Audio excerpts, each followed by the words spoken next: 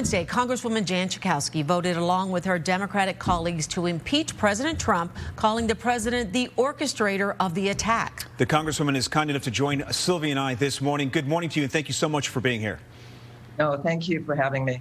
So I want to ask a question that a lot of your colleagues across the aisle asked earlier this week. Given the president has just 5 days in office, and given, I'll add, the level of fear and anxiety over potentially violent retribution by fringe groups out there, is there any part of you, Congresswoman, that believes maybe you just should have let him fade away? Oh, no, this president would not have faded away. We need to make sure that he is held accountable, that he can never run again for any federal office. I don't want to see his name on any federal building, on any park or park bench for that matter. I think it's very important that we continue with the trial that's going to happen in the Senate. And in fact, that trial, I believe, is going to happen later on Inauguration Day. No. We have to make sure that we can't count on him to fade away.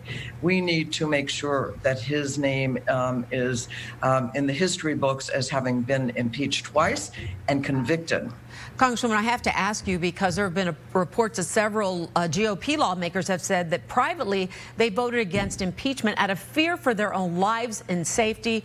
Have you received threats over your vote, and are you concerned for your safety or any of your colleagues?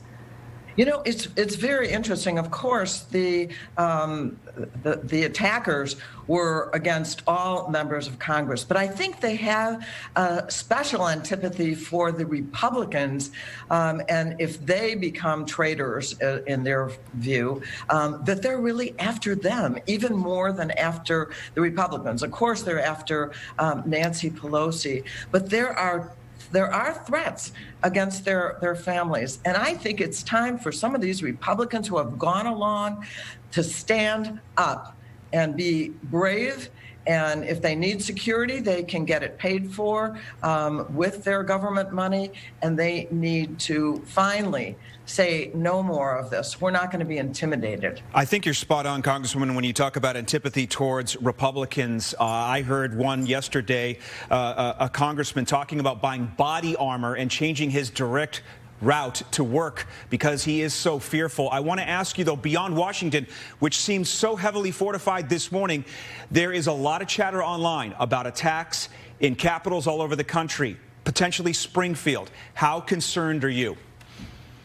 Well, I am worried about it, of course, and there have to be precautions that are taken. And we now know we have to take these people seriously. They are not fooling around.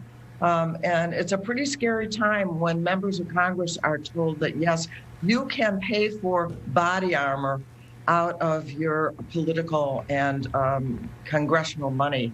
So I absolutely am hopeful that all of law enforcement around this state is focused on Springfield, as well as the airports. I've had the Chicago police there when I leave and the other members leave.